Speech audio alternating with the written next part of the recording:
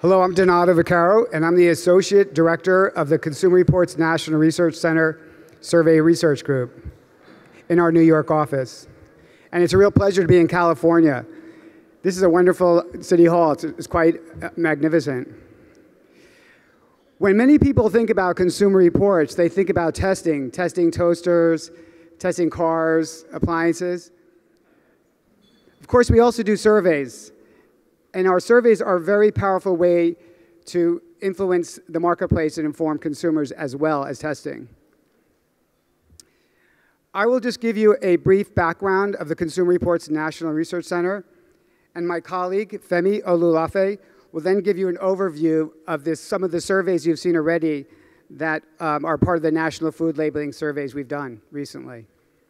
I've been at Consumer Reports for 20 years doing surveys, and one of the best parts of it is that we have these huge samples of consumers to draw from. There are, at this point, 7 million customers that are part of a database that we can sample to survey. No one else has the breadth or depth of surveys that we have. Over 100 surveys are deployed annually, surveying these millions of respondents. The topics are wide in range.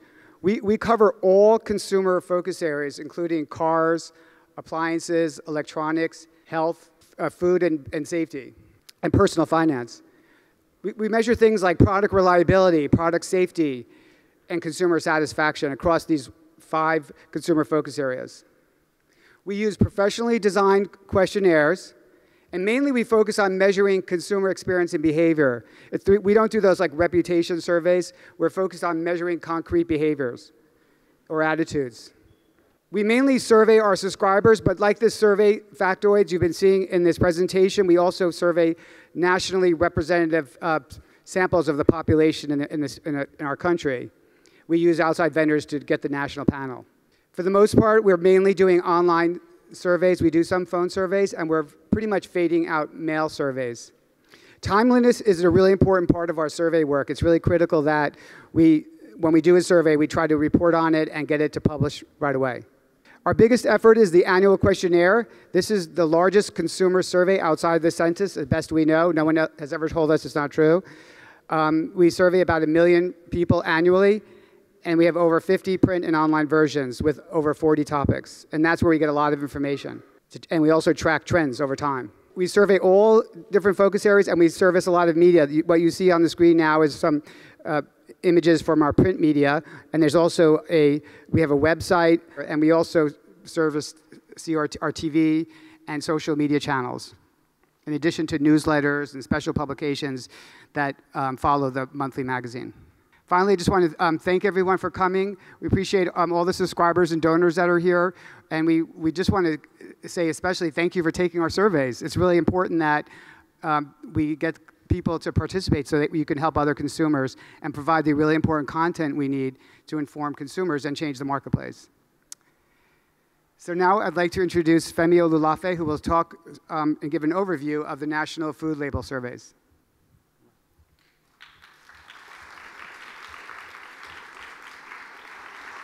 All right, thank you, Donato. So what I want to do now is give you a brief overview of the national food labeling surveys we've been doing. Earlier today, you've heard some people mention some of these polls, how a survey was conducted. So I want to give you a brief overview of these surveys, give you some background on the general purpose of these surveys, the objective of the survey, and then I'll take you through some of the major recent findings from the survey. All right, first, the purpose. These surveys serve a purpose. They help us measure the pulse of the consumer. They help us identify what consumers want and what they know. They also help us empirically demonstrate that consumers are being misled. And finally, they help us use consumer expectations to help move policy. And this last point is key, because this is where we start fighting for what consumers want. And to be able to effectively fight, we must demonstrate that we've done all of the above. That means we've gauged the pulse of the consumer, we know what they know, we know what they want, and we've done all this scientifically. Once we've done all of this, that's when we can start to fight for what consumers know and what they want in the future. All right, so the objective. So before we draft a survey, we have a clear objective in mind. For the most recent food labels poll, our general theme was we wanted to find out, what do consumers know about food labels? So with this theme in mind, we set out to draft a survey that would address some key questions. First, what do consumers know about food labels? Next, are consumers being misled? Is there some confusion in the marketplace?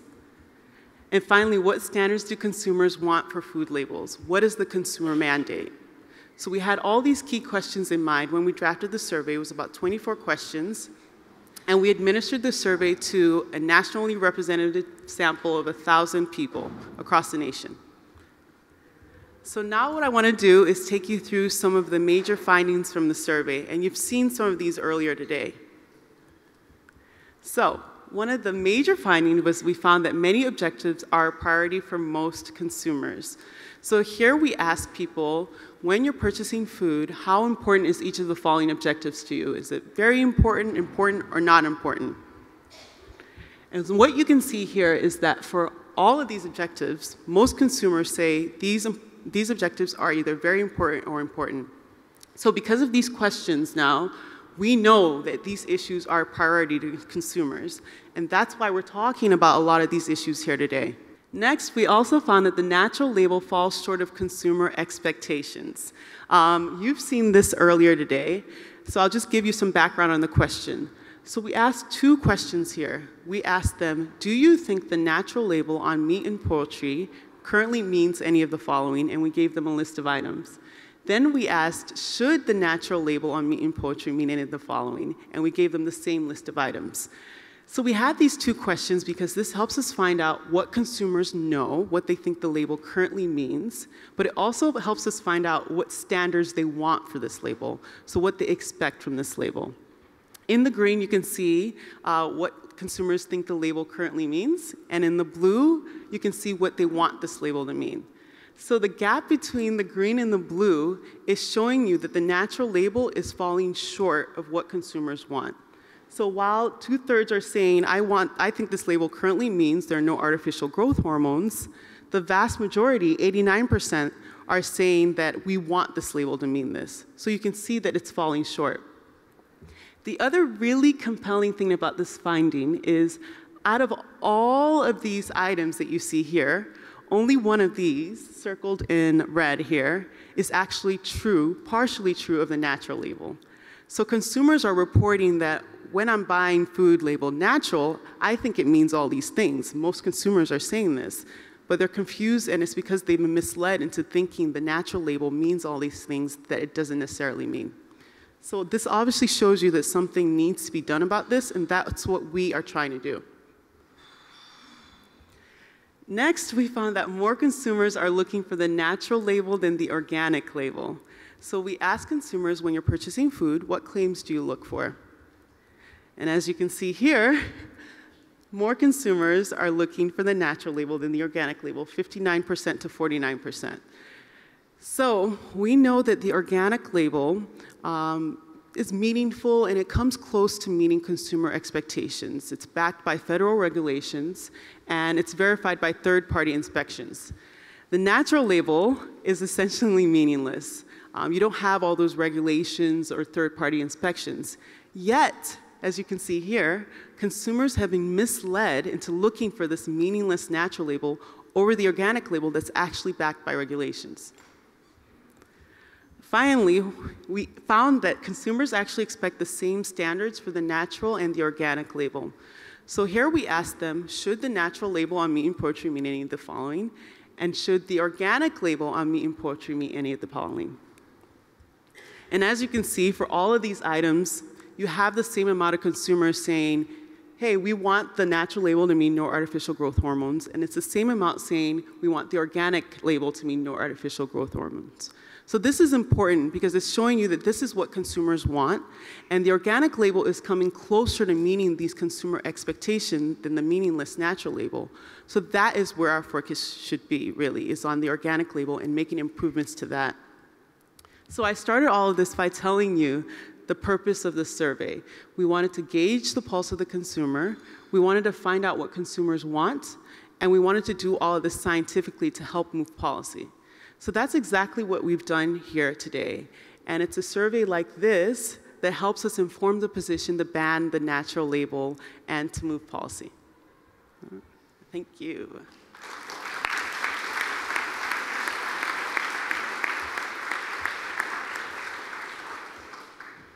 The next person I'd like to introduce is Sanjay Rawal, and Sanjay is a documentary filmmaker.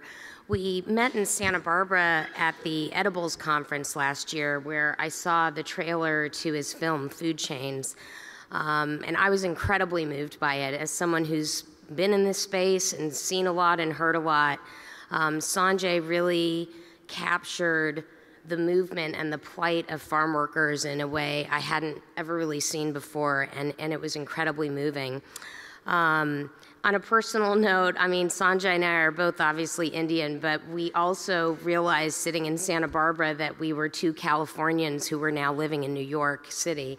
And so anyway, we just, it was nice to have that link.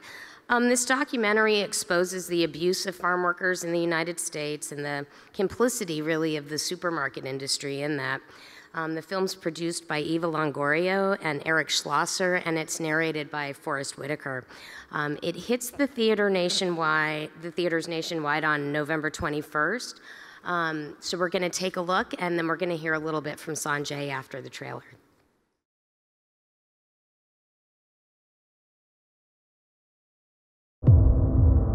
We know our economy is stronger when we reward an honest day's work with honest wages. Let's declare that in the wealthiest nation on earth, no one who works full-time should have to live in poverty.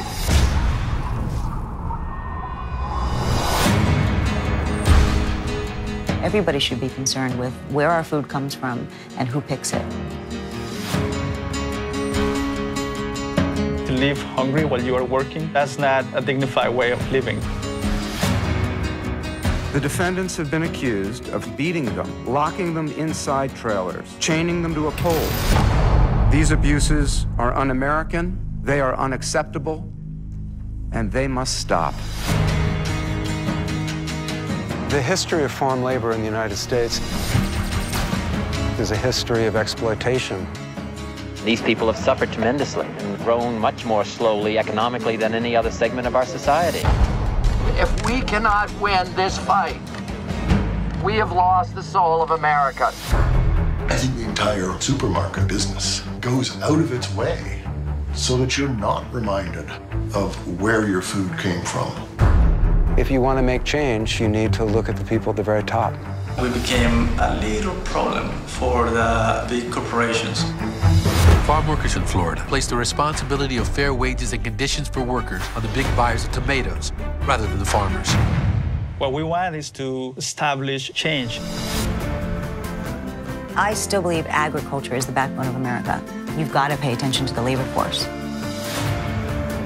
Most people have no idea that they're connected to this system every time they buy fresh fruits and vegetables.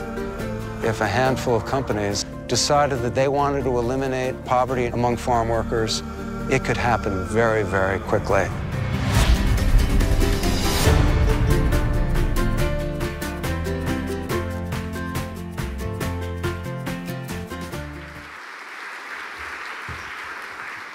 Thanks, everyone. I wanted to keep my remarks very, very brief. First of all, thank you for having me. There's a lot of people in this room without whose participation this film wouldn't have been made. Bonnie Powell really gave me the confidence at the beginning that this wasn't a crazy idea.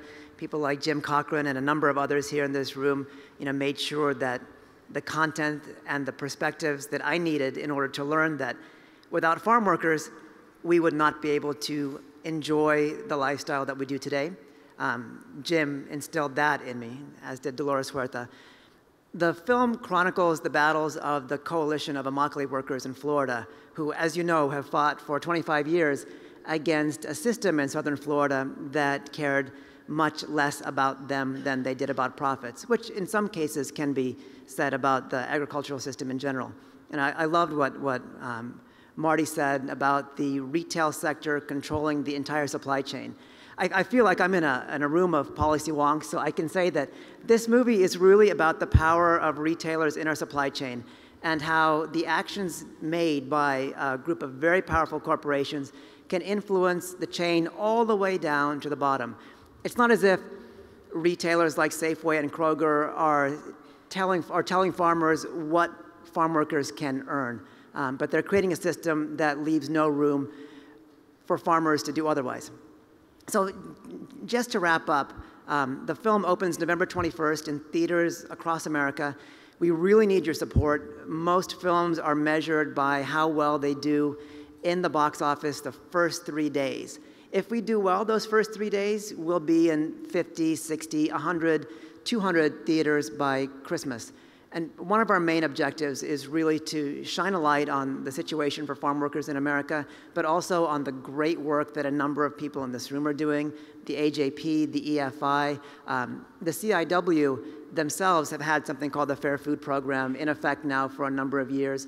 There are 12 major retailers, including Bon Appetit Management Corporation, Compass Group, McDonald's, even Walmart signed on last January to pay an extra penny per pound to subsidize the wages of Florida tomato pickers and to ensure that the pickers in those fields were being treated like human beings. The CIW are going to add their own voice to this labeling conversation on October 21st, but they wanted me to take this opportunity to let you guys know that they themselves are launching a label on Food Day to be able to signify which tomatoes in supermarkets are coming directly from Fair Food farms in Florida. So it'll be a Fair Food Program label. Stay tuned October 24th for that. Thank you, Urvashi. Thank you, everyone here, and I hope to see you guys in theaters November 21st. Oh, I should say, sorry.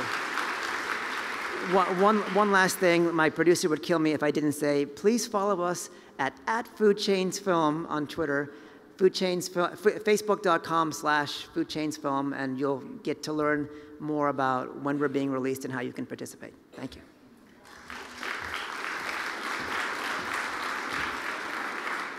So this is the sustainable food panel, right? This is the S word, sustainable, right? So we got plenty to talk about, and we got good folks here to do that. So my name's Patty Lovera. I'm the Assistant Director of Food and Water Watch. We're an advocacy organization really interested in making sure everybody has access to a safe, sustainable, affordable food and water, and how we keep those resources managed in a way that lets us do that. So labels are obviously a key part of that, and we're really interested in how this all fits together, all of this stuff that we've talked about today. How do we have labels that mean something for consumers so they can get what they want in the marketplace? What are the limitations of labels, right? Some stuff just shouldn't be allowed, period. We need bare minimum standards. Labels can't always do that for us, right? So we need to have this conversation about how labels fit in, how we get meaningful labels, and how we avoid this trap of things that good performers, people with good practices are building. We don't want those words to get stolen. I think we're going to hear some of that again on this panel, like we did earlier. And how do we not swing the other way that that folks are making claims that they're not actually living up to and not meeting consumer expectations. So this sustainable food production has all of those issues rolled in. So we have a really good group of folks here to help us talk about that. So the first person we're going to hear from is Michael Sligh, who has a longer bio in the program, but I will just say that he does a lot of things and he goes a lot of places, and I never know where he is. I talk to him on the phone, he's always jetting off somewhere, but he has this wealth of experience that gives him. He's a farmer, he's an organizer, he's based in North Carolina when he's there, working with the Rural Advancement Foundation International, and also with a lot of folks who are working on the fair trade stuff that we heard about this morning. The other notable note about Michael is that he was the first chair of the National Organic Standards Board, all right, is that right? Which we've heard a lot today about organic.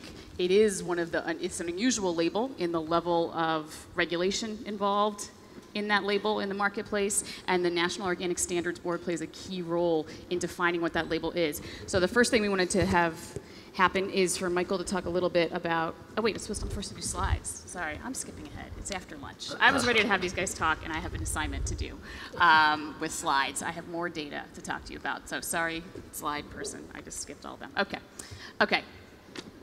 I'm ready to dive into tales of woe from the organic standards, and there's plenty of time for that. We have lots of fights about what those standards mean. But first, we're supposed to be talking about what consumers are looking for in the marketplace. We've heard a lot about this today, and the fact that y'all are here means that you care about that. But there's a long list of things that we're looking for as consumers. We've heard about a lot of them today. People care about local farmers. They want to support them. They are worried about what's in that food, right? What residues are left over from chemical use, but also what chemicals were used in the first place, even if there aren't residues left over. You know, the list goes on and on. Pesticide exposure, working conditions, you know, how are animals treated? We heard about that this morning. Increasingly, consumers are looking to avoid things. When they're looking at food labels, they're worried about some practice that's now become common, and they're looking for a way to opt out of that, and they need a label to do that. So consumers care about an awful lot of stuff, and we're all looking for a label that maybe can wrap some of that up and do more than one thing with just a couple of words. So I think we can go on to that next slide. So we're talking a lot about different labels, what they mean, and how do we get them so that they mean something. One of the things that's been interesting to me as we talk about food policy and the role that labels play in that is this is not an easy fight sometimes to get a label set up in a way that actually means what consumers want it to mean. So the first one there on the left, the country of origin labeling, we have been fighting about for way too long. It has taken, depends who you ask, when this fight started. I know people who've been working on this issue since the 90s to make sure that by law, consumers have the right to the radical piece of information what country a piece of food comes from. That's it. That's what we're fighting about, and we are still fighting about that. We do have a law that says a lot of different types of food need to be labeled with their country of origin, and we are perpetually defending that law, including right now. You can buy me a drink afterwards, and I'll tell you the many ways that law is being attacked. We're also fighting about how that label appears and what it actually tells us. So the first, the country of origin pie chart, there's different ways if you set up the story of kind of an average piece of meat, an average piece of beef, there's a lot of different ways you could tell the story of where it's from because we have animals that cross borders, that different things happen in their lives, different stages happen in different countries. How much information do we need to get from that label? What is actually a product of the United States? What has to happen in the United States for that piece of meat to be American? This is what we're fighting about. And if you ask consumers, they want more information, not less. That's what that first chart tells us. We already heard about antibiotics, our next pie chart there. You know, there's a lot of, making sure I'm looking at the right one, there's a lot of debate right now about antibiotics labeling and what it means. One of the notable ones up there is showing that people are worried about this issue, but that makes us, as consumers, sometimes over-assume or give too much credit to words that we're seeing. We over-project our wishful thinking sometimes on a label. So the Consumer Reports folks have noticed and asked people and found that when they see a no antibiotics claim, sometimes they think there were no drugs at all involved in raising that animal. A significant portion of people are over-attributing to that label. And then in on the other one about antibiotic labeling that we have up there, people think that they should get to know if these drugs were used, period. Not about labeling that it wasn't happening, requiring labeling that it was. This is a perpetual issue in food labels. Consumers are looking at, this is the fight we're having right now about whether GMOs have to be labeled in the food supply rather than figuring out the proper way to label around it, to label the absence. Most consumers think you should tell us that you used it right up front. So I think we can hop down to, so yeah, and then I think the last piece that we're supposed to talk about is this, we've yet to see the label that gets at everything, that truly everything is encompassed in one magical label, and lots of folks are trying to figure that out for good, to really give people meaningful information, and lots of folks are trying to figure that out to greenwash. And we're seeing that tension, we're experiencing that tension right now, that's why we're here. So I think the folks here, we should move on to them because they're gonna tell us exactly what it takes to try to navigate that as a producer and to try to develop a standard that actually works in the ways that it's supposed to work. So now I'm going to go to Michael, and he is going to tell us a little bit about his experience when you were on the first board for setting organic standards. What did that take? What were you trying to get to, and did we get there? Right. Well, I again thank all of you for coming and thank Consumers Union for hosting this, and I'm thrilled to be on a panel with some of my heroes, and this is a good time to be had by all, because I'm here to defend the organic label, which is the real natural label, and also the first non-GMO label. And I think it's important in setting the stage of how we were able to have a national label for organic. It's important to step back a little bit and recognize that it took 3 tries to pass federal legislation in the first place. We didn't get it on the first try. It took 10 years to pass the legislation. But the context that drove farmers to want to have this label, we had a coalition that was made up of consumers and farmers and the humane community and the environmental community and a very wide stakeholders across the country that worked together to create this label.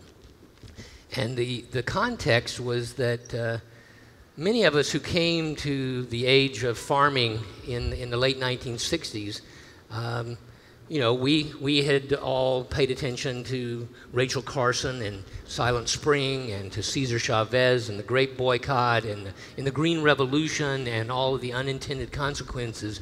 And we looked out at that landscape and said that was not the way we wanted to farm. And we sat at those kitchen tables with our relatives trying to decide who was going to go out and spray today. You know, well, you've had your kids, maybe you should go out and spray.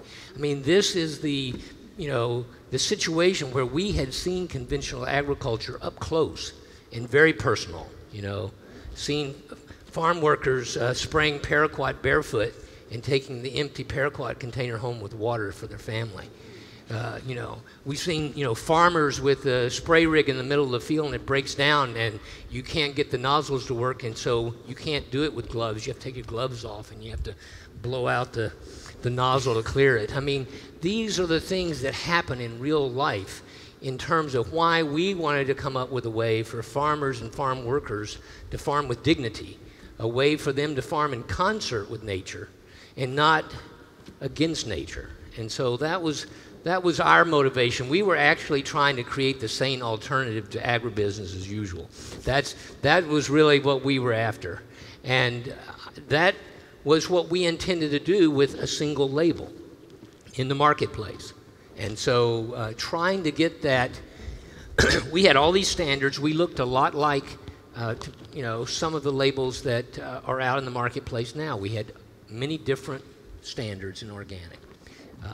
All over the place. This was a global response. I mean, we had farmers all over the world practicing organic farming, but there was no agreement, there was no common set of standards. And so this was an attempt, and now there's been attempts in 60 countries to define organic. We now have organic defined in 60 countries. We even worked with the UN to define organic, and so now they have guidelines for 120 countries. And our idea was to set the foundation, that organic would be the foundation, the basis, and that we wanted to evolve the ethic and grow it over time. And I think that's the idea.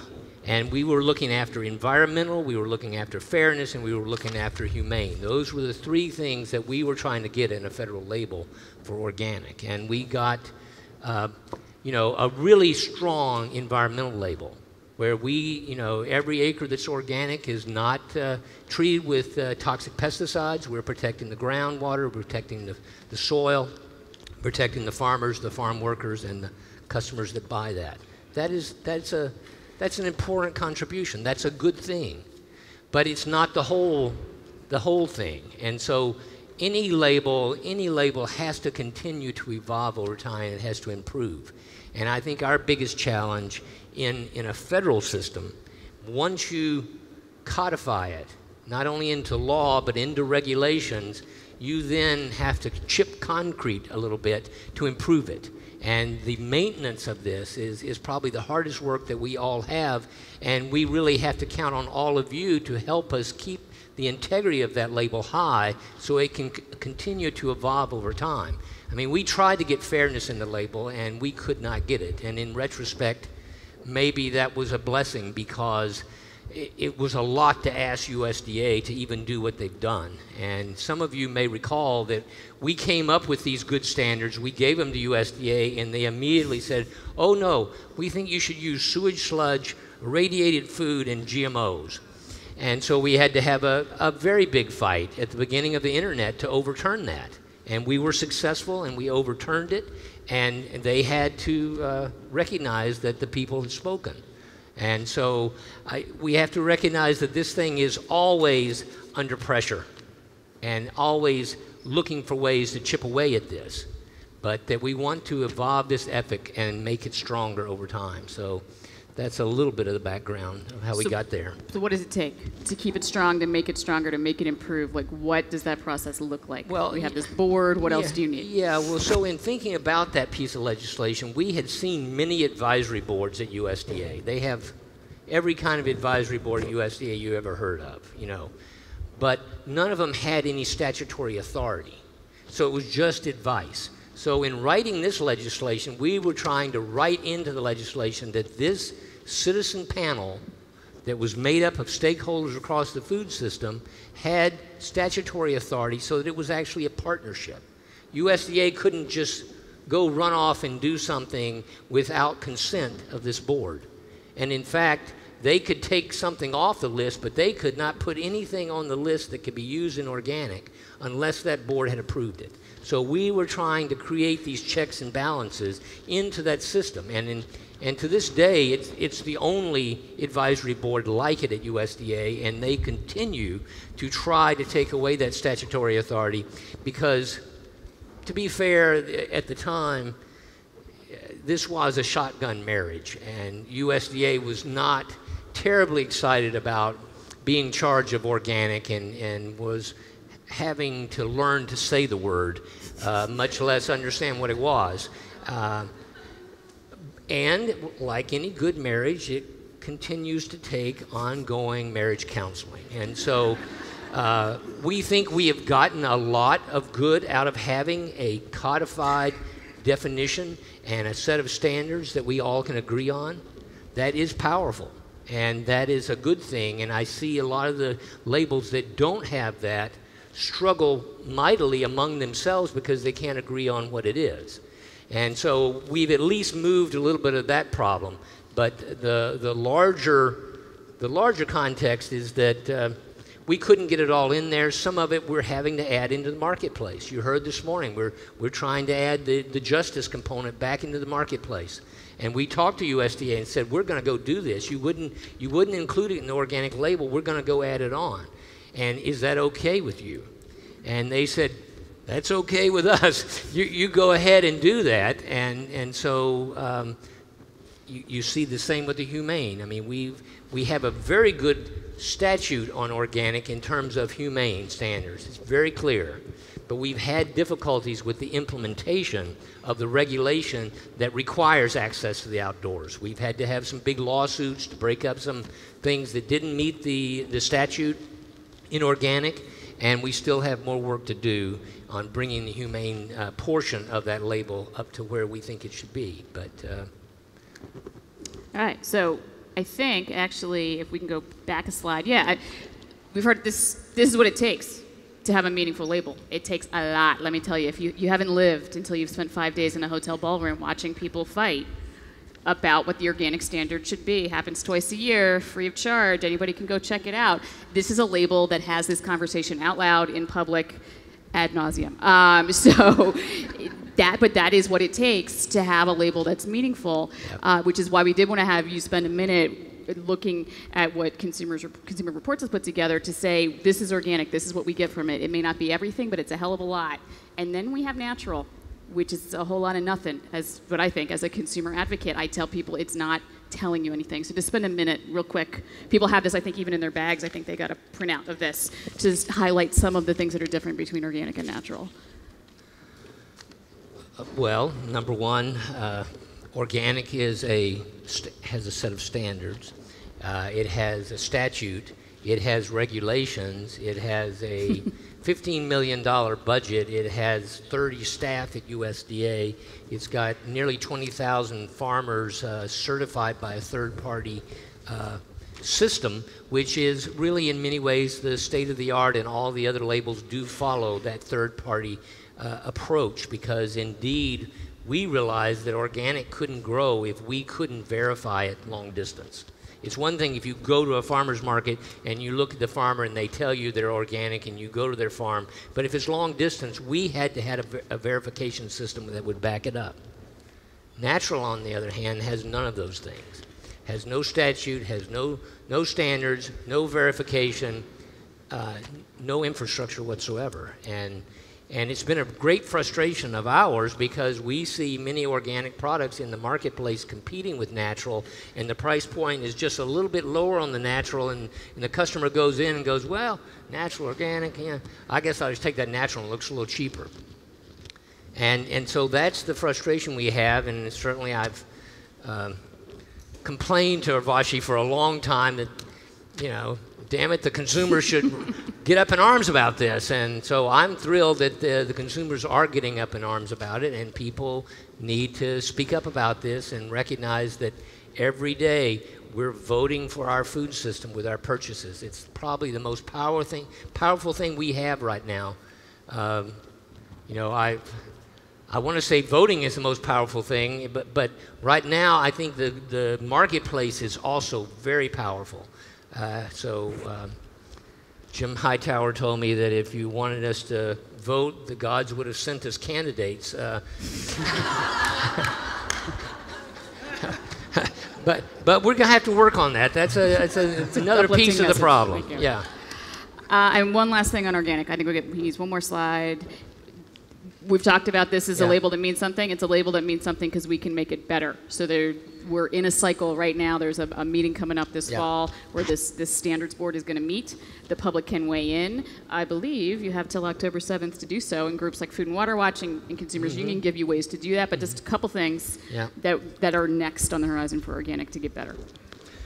Right. So, I mean, obviously, this is the most lively, taxpayer-driven food fight that happens in America right now, where you can wade into any level of minutia you want on how to improve the organic standard. We've already mentioned that we think that the implementation of the law around humane welfare standards needs to be improved. It's on the board's agenda. We think that they can improve that, so that's an area that we are strongly supporting to be improved. We also know that the fish issue has not been resolved. There's been many task force trying to define what is this, and it's of course, you know, quite complicated. It is also a welfare issue as well, you know, and other countries have defined aquacultures in ways that we may not be that excited about. So we're, you know, want to do that one right. The issue with chickens is really, I think, more of a problem where the marketplace got out ahead of the regulation. And so we're trying to pull that back. I mean, and there is going to be real pain associated with that, because, you know, some farmers are following what they believe their certifier told them they could do, and now they're going to have to radically change their operation in order to meet what the law said, which is real access to the outdoors. And it also may mean that the price of chickens and eggs may have to go up, because that is also much more expensive in many ways. But it's also more humane, and it's really the way to go.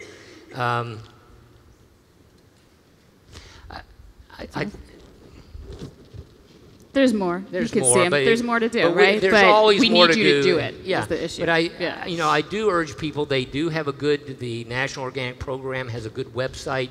You can go there. You can see all the meeting schedule. You can see what the topics are. You can write in your comments. You can go to the meeting. You can, you know, have your 3 minutes and tell them what you think. We've always had almost an entire day of public comment at every single one of these meetings. And so that's pretty unique. Absolutely. All right, great. So that is just a taste of the joy that is the organic label, but we want to keep going and talk to folks who are doing different things, different labels, different kinds of programs. And so our next person we're going to talk to is Paul Willis from Iowa, who is a co-founder of Niman Ranch, which is a brand lots of you probably know. And I think there's a longer bio for him too in the program. But we wanted to first just have Paul talk a little bit about how did you come to start Niman Ranch, what model, what practices are you doing that is meeting that expectation of sustainable? I was actually, are we on? You're on. I was actually raising pigs, like you see in the picture here. Done it for many years, and what was happening was factory farming was starting to come on the scene, and it didn't take me very long to realize that I did not want to raise livestock. Pigs in particular. I didn't want to raise animals like that. And in fact, I was out here visiting my sister in San Francisco, and I would usually go to a grocery store or something, kind of look, and California always kind of ahead of the food curve, see what was going on here, and you would see free-range chicken. So we started thinking, and I started thinking, and we were talking about it. What about free-range pigs? And at the time, nobody ever we hadn't even heard of the term, you know. And thinking maybe there was a place for this, and so I started to look around, and personally I found some people that were interested in a free-range pork chop or something like this, but I wasn't really raising pork chops. I was raising pigs, and they come with all kinds of different parts. So. That being said, it took me a while, and eventually through a friend of mine, Jeannie McCormick was raising lamb out here at Rio Vista, and she was telling me about this guy, Bill Niman, that was marketing to some of the restaurants right here in San Francisco, and I said, well, we have to get together. So we had lunch in 1994. And I met Bill, and he said, send me some pork. I was excited. This was a person that actually understood what I was doing. So I went back to Iowa, and we just took some out of the freezer and sent it out here, and they sent it out to some restaurants in the area, the Zuni, the Alice Water, Chez Panisse, places like this. And they loved the eating quality of the pork. And of course, that was, Bill told me, Chez Panisse loves that. I said, what is that? You know, so anyway, I was not really familiar with that world whatsoever, but it said, let's figure it out. So I went and I started looking for a packing plant. I found somebody that was willing to custom kill for me, and we set it up. In February of '95, I took 30 pigs in, and they were custom slaughtered, and we had to figure out how does that happen, how does it all get to the West Coast, and we actually did it. We were on the phone like every hour and so on, and I was there watching everything and from the get-go to see that everything was working. So right away the word started getting out what we had, Willis's pork, the name kind of got out there right away, and the next week they wanted 32 head, 34, and so on down the line, and I realized eventually I was in a position I had to start looking for some other farmers, because there were certain times of the year I didn't really have supply, and pretty soon we had 2 farmers, 3 farmers, 4 farmers, and so forth, and we went on and I continued to look for more farmers. Well, right about this time, I thought, you know what, I really want to distinguish myself from what was going on in the this factory farming as it was coming in.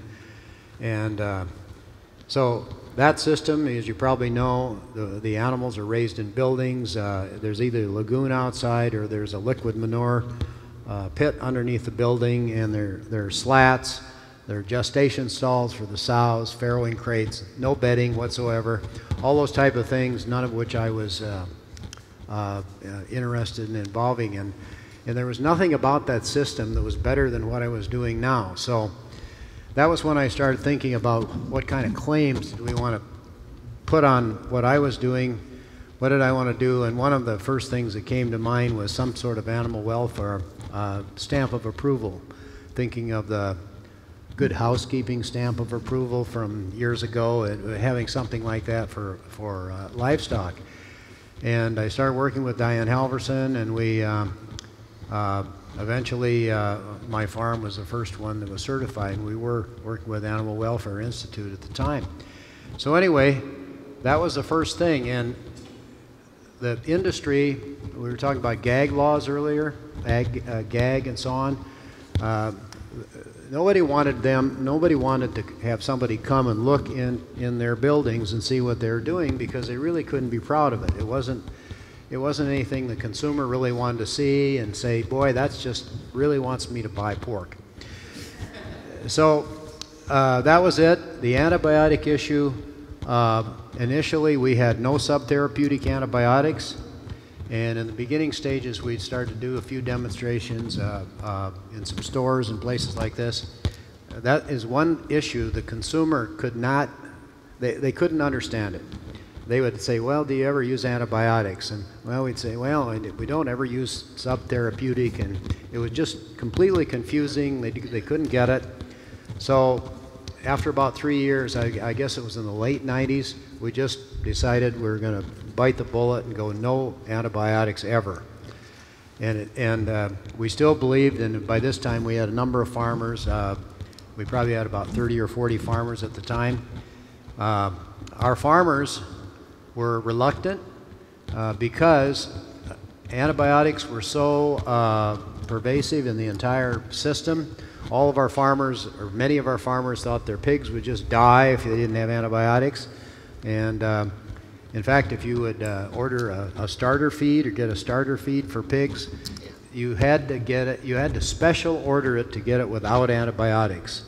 It all had antibiotics in it. It just didn't matter what flavor you wanted. Tetracycline or erythromycin, whatever, you know. So anyway, we found out that in fact the pigs in many cases actually did better, and really it was the animal welfare that was taking care of them, and we really didn't have near the problems that we possibly anticipated. We did say that if you had to treat an animal, we agreed you should do that. It has to be marked.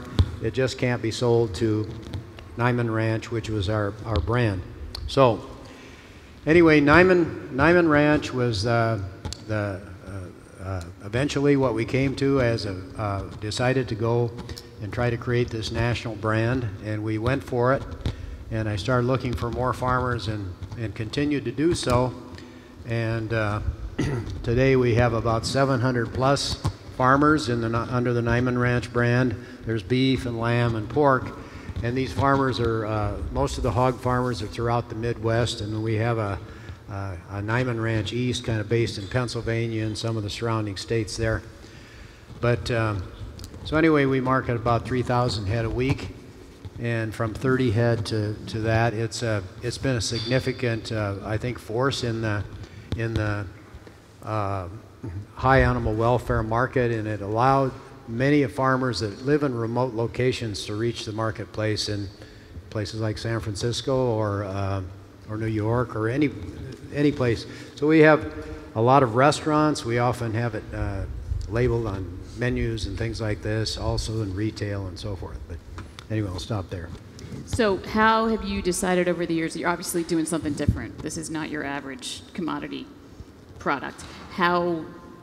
What has worked for you? Have you experimented with certifications or labels and then stopped? Or how do you communicate that? How do you get that out to the world to show that you are different? Because everybody puts a picture that looks like this on their package, right? But a lot of them, it's not true. So how do you let people know this is actually what you're doing? You guys are high performers.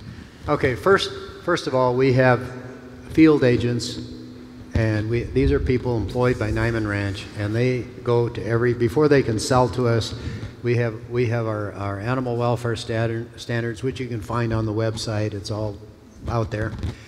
And the field agents go and they work with the farmers. If they have things that don't fit, they work with them to get them to fit. Maybe they don't have enough bedding or whatever it might be. Anyway, to get the farmers up to standards so they meet our standards, and then we also have third-party auditors, Global Animal Partnership. We have some other customers that want some auditing done. Chipotle Mexican Grill is a customer, and so we do some audits for them. These are third-party audits. The good thing, well, there's good and bad about third-party audits. One is it's expensive, and especially for us because we have lots and lots of small farmers. It costs you just as much to audit a farm that raises 50 pigs a year as it does one that raises 2,000. And that's a limiting factor to some extent. And so like all of our farms are not third-party audited because not all of our customers are asking for that. And so some of the small farmers are audited simply in-house. They meet the standards. We have the high animal welfare protocol and everything, but the Global Animal Partnership is what we use. So how do you talk about this to consumers who are maybe looking for a certain label, or are used to looking for some seal of approval, that good housekeeping seal of approval? Well, how else do you talk to consumers if you're not going to use those specific seals? Okay, we do a lot of, we have a lot of stories, a lot of food magazines. We do a lot of in-store demo things. We also, like we said, have it. It's often labeled on menus of restaurants and so on. And I've had countless people, including Patty, come to the farm. We've done lots and lots of farm tours. Last week we had the Nyman Ranch Farmers Appreciation Dinner. We had 6 chefs come in from around the country, and all of our farmers were the guests of honor. And there were about 250 of our farmers there. Other people were chefs. They were distributors and various people that were there as guests, and they had a chance to sit down with the farmers and have this meal and meet each other and so on. So as much person-to-person contact, I guess, that's kind of been our way of getting the word out. And I think one of the things is that all of these labels that you have are great as a third-party certification, but you develop a brand and you try to continue to talk about why that brand has integrity and what it means. If anything happens where that it can damage your brand, it's bad. You don't want that to happen. You really and our farmers understand this. Me being a farmer, and I kind of understand that community, and I do.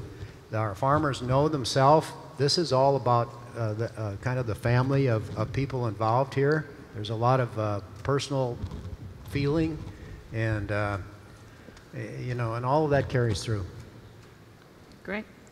So I want to shift over to Will Harris, another example of somebody who's finding their way in this marketplace, doing incredibly high practices, doing something different, and talk to him about how that's worked out, the history of how he got there and what it takes to communicate that. So Will is the farmer and the founder and the current owner of White Oak Pastures Farm in Georgia. And if you could just kind of give us what you've done there. It's always been your family's farm, right? But you had to rebuild a lot of things that were missing. If anybody's read about folks raising animals a different way, one of the things that strikes you when you read these stories is what's missing. That most animals, most meat is coming through a system that doesn't want to touch folks doing something different. And I think what always strikes me about Will's story is how much you had to rebuild to do it the way you wanted to do it. So tell us a little bit about that. Thank you. First, I'd like to thank Avashi and Consumers Union for inviting me here today. It's a real honor to be able to talk to y'all, and I'm grateful for it. My great-grandfather, 150 years ago, displaced by the Civil War, came to the farm where we operate today. My 2 daughters and son-in-law were the 5th generation of my family to raise livestock on the farm. And I guess what I enjoy most about our story is the way it's come full circle over the 150 years. We know enough agricultural history to know that the way my great-grandfather and grandfather would have farmed would have been very high animal welfare, high environmental sustainability, because the land and the animals was all they had. My father was a very strong man, a very innovative man, and he led the way in our part of the world in the post-World War II commoditization, centralization, and industrialization of agriculture. And under his watch, the farm went from raising a large number of species, processing them on the farm, and marketing them locally, to a monoculture of only cattle and using all the industrial tools. I went to the University of Georgia, majored in animal science, and I came home and further torqued it up and operated the farm like that for 20 years. And today, my daughters and I have brought the farm back to a very high animal welfare system, a system with a lot of environmental stewardship that we're very proud of.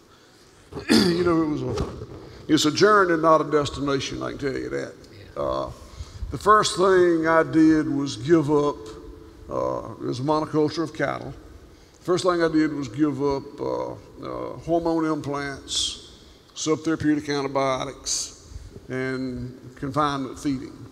And I believed in my heart that I was at the very highest level of animal welfare and environmental sustainability. And I operated like that for a while, and then realized that using chemical fertilizer and pesticide on my pasture was as bad as anything else I was doing. So I gave that up, and that was pretty painful. That was more painful than the first change I made. And I operated like that for a few years, and I learned the hard way that if you don't use the industrial tools, you cannot maintain a monoculture. You damn well better get you some other species.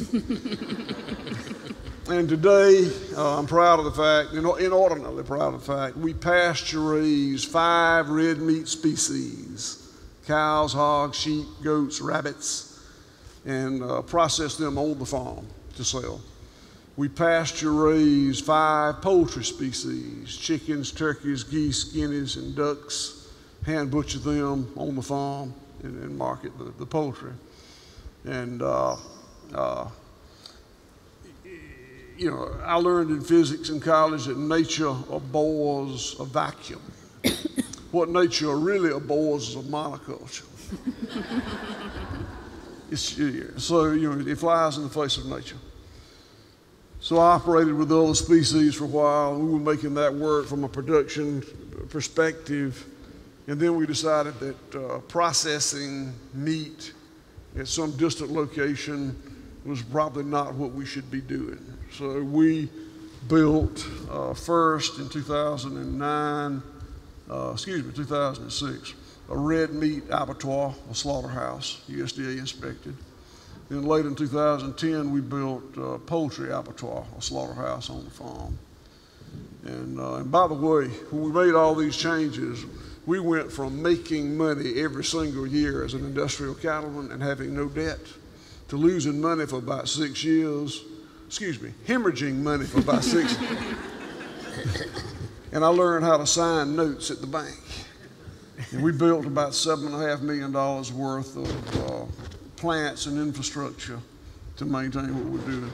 But throughout each one of these changes, I was convinced that if I just take this one more step, I'll be there. I'll be doing it just like you're supposed to do it. And I now know that's not right. I know it's as I said earlier, it's a journey, not a destination. We're having a lot of fun. I don't believe that my children would have come back to the farm. Certainly wouldn't have come back as happily if we were still operating industrially. You know, I can keep you all here till midnight talking about the farm, and I don't think that's exactly what you want to do. But we still make changes. You know, when we were cowboying for a living, we were selling about $500,000 worth of live cattle. I had 3 employees that were minimum wage type people. Today we've got 117 employees. Nobody makes minimum wage. Good quality workplace. We're very proud of what we do, and we got a restaurant on the farm. We got lodge, and y'all come see us.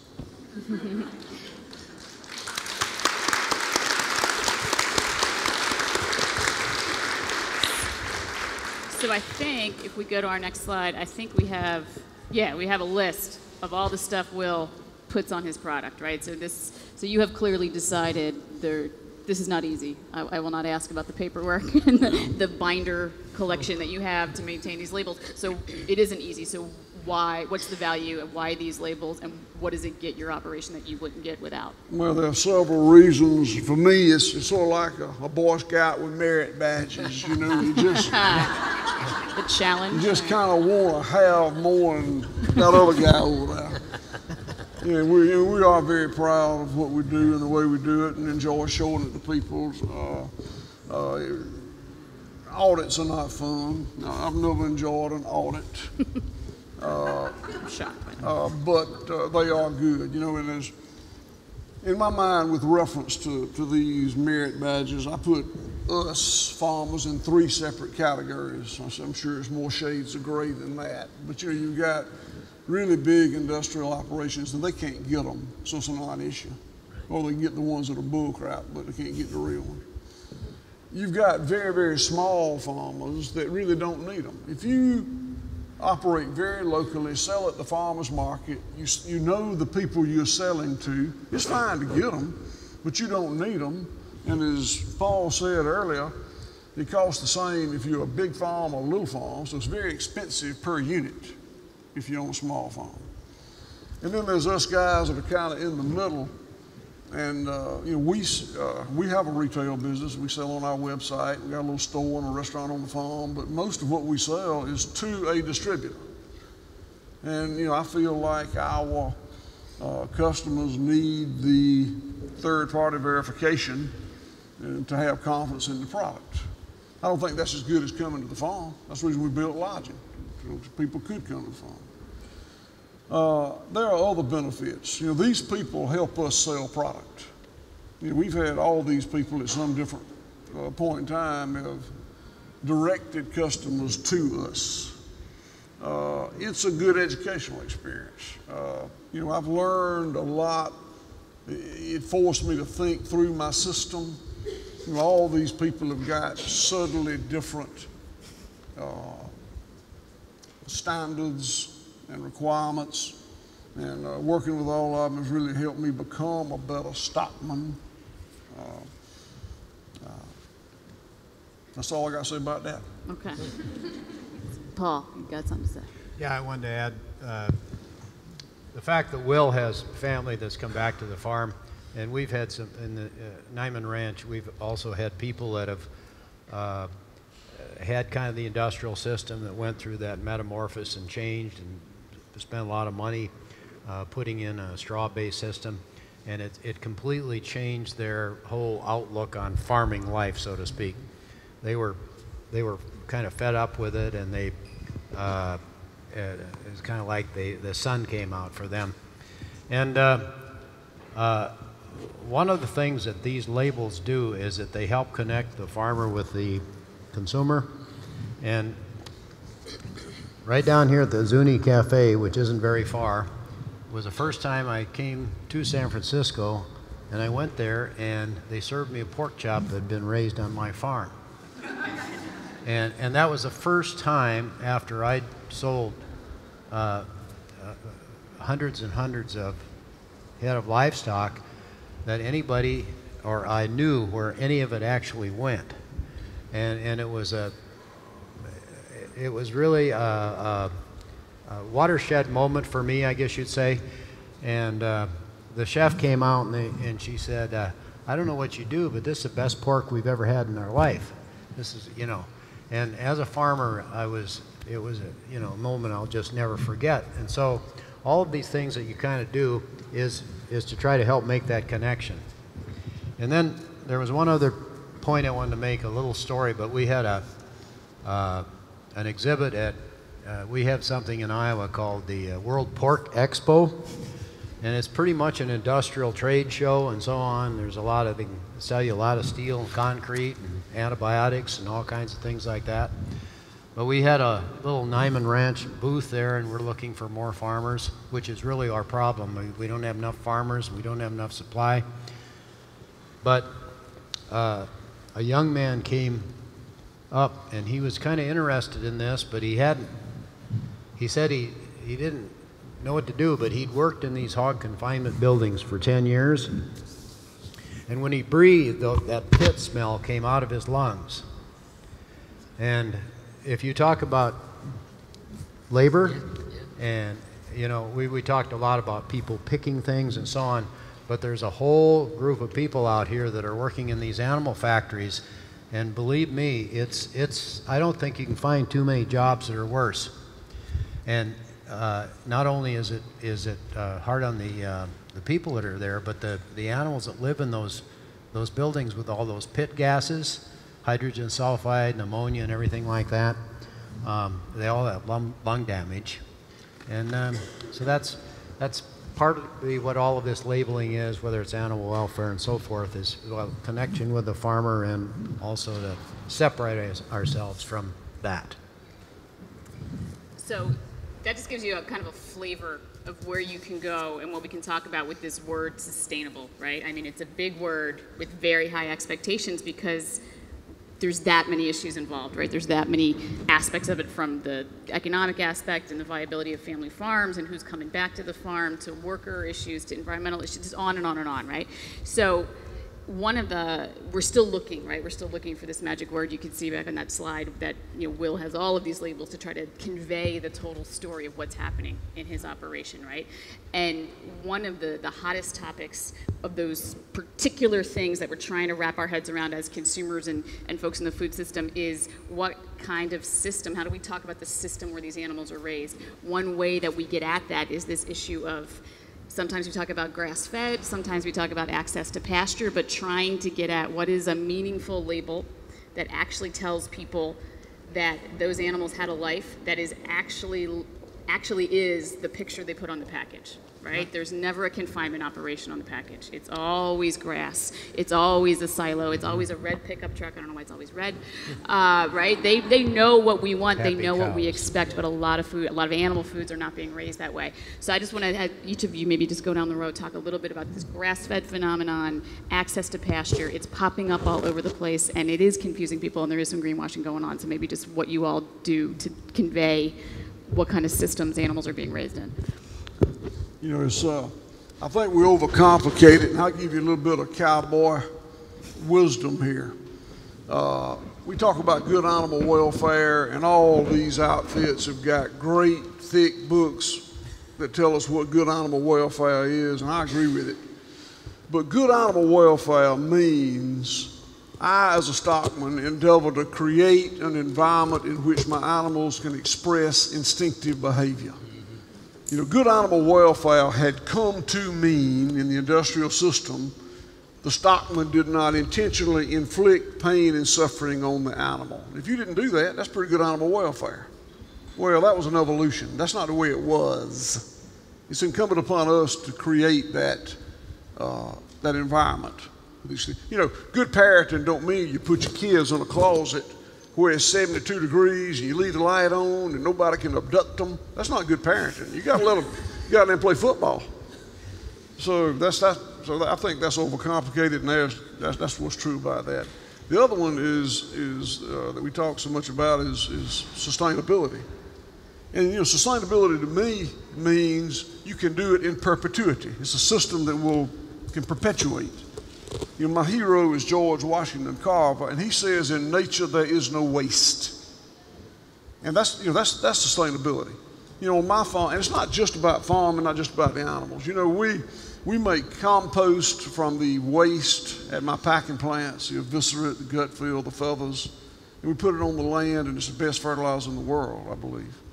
We take the fat, we make biodiesel that we run our tractors with, and guess what? Glycerin comes out of that, and we make soap with the glycerin. So, and we're not nearly as far down that road as we're going to be. We keep taking steps, but that's good animal welfare, and that's sustainability. That's all I got to say about that. Well, access to what do you guys say? What do you talk about? You talk about free-range pigs. You say access to pasture. You say grass-fed. What do you say? Well, we say access to pasture or bedded pens, deep bedded pens. I live in Iowa. In the middle of January, pasture is snow. And, you know, you have to have buildings where you have bedding and so on, where your animals are at that particular time. It doesn't mean they can't go outside and at that time. We, initially, the deep bedded pens was based somewhat on the Swedish system. They'd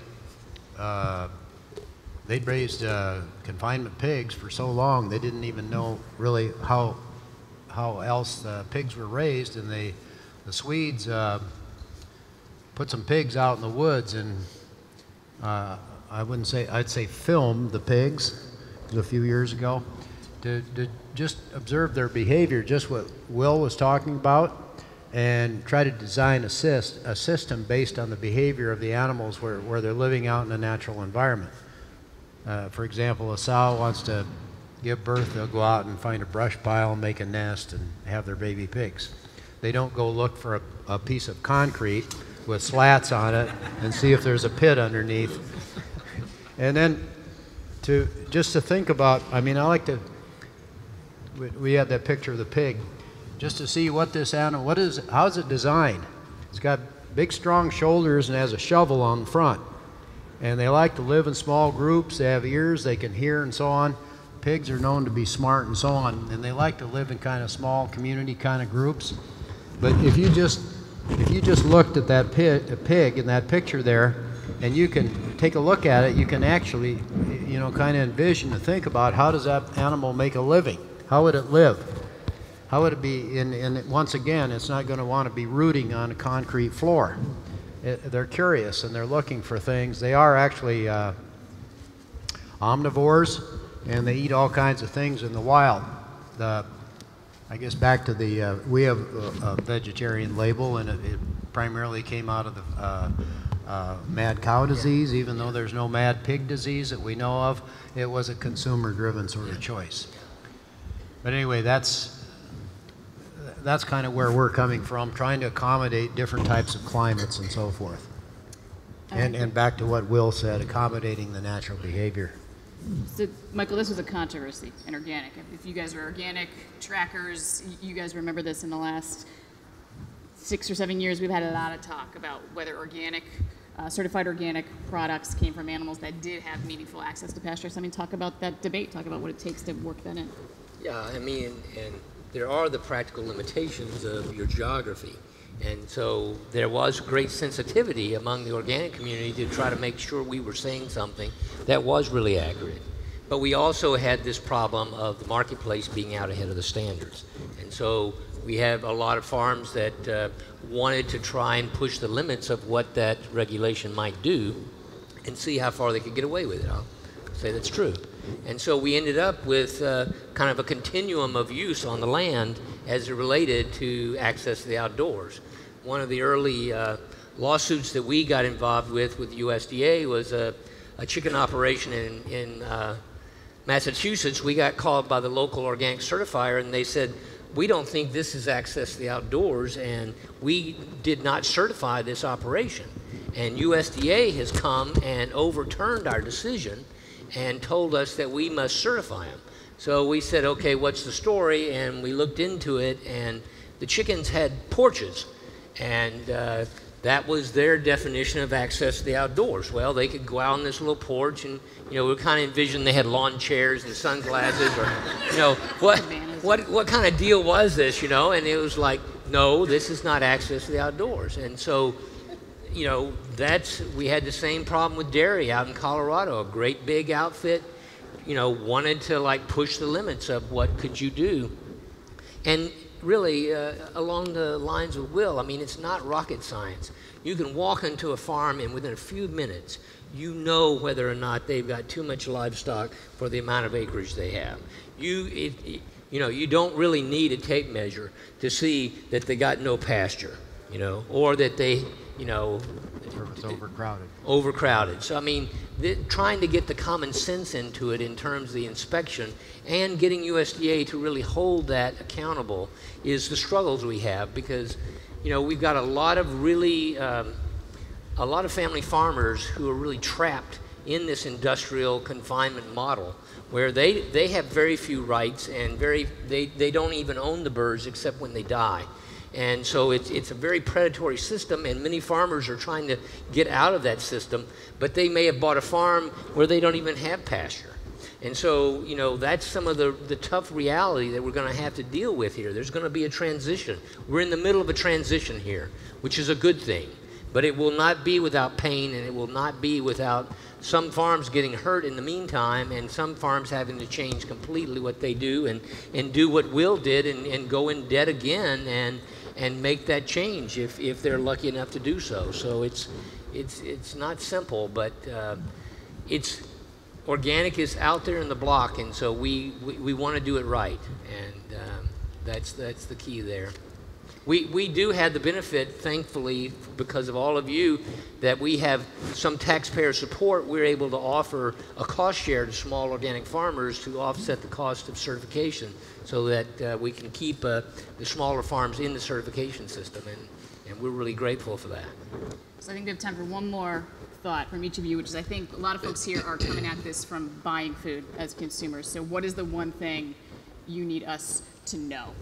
What is the one thing consumers aren't yet getting when it comes to finding your product? What really is sustainable? What is the one thing, one parting thought you wish every consumer knew about what you're doing different? Well, how do we navigate this marketplace with these labels? You start down there. I think that, and I don't know how to put this concisely and succinctly, but when large multinational companies greenwash their product, they devalue what we do. When we make changes in our operation, it comes at a cost. Sometimes it's a great cost, sometimes not so great, but it comes at a cost. When you change the words around a little bit, it doesn't come at such a great cost. So, you know, I just wish the consumer could be more careful and help. And nobody can stop this greenwashing from devaluing what we do except the consumer. You got to do that for us. We can't do that. So that would be my ask. And I think Arashi would say one way to do that is by banning the word natural, right? So we're going to hear more about how to do that next. What do you think, Paul? Final word of wisdom? Well, I agree with Will. I just want to add one thing, is that a lot of livestock is not really raised by farmers. It's industrial produced, and they call it producing protein. I mean, that's the way they think of it, where we have hog farmers. And when we, at Nyman Ranch, when we write a check, you know, when I sell pigs, it goes to me, or it goes to that person, and generally that money is spent in your community. It doesn't go to a company someplace, and it's not just a channel for exporting money out of the rural community. So all of these things, banning natural and all of those things, help that paycheck going directly to people actually doing the farming. All right, Michael. Well, I mean, I think the challenge for all of us is that ultimately we know that we cannot get to the shores of sustainability by environmental stewardship and humane practices alone, that we must have a just agriculture to boot. And so what we need from you is to help us demand that we have a just food system along with a humane food system and a sustainable organic food system. So that's, you know, that's the winning combination, because in the end, if we don't have justice, then this is not sustainable. So that's my hope for you. Thank you. Hear, hear. I think that's good. I think that's what we need to hear. Thanks. Good job.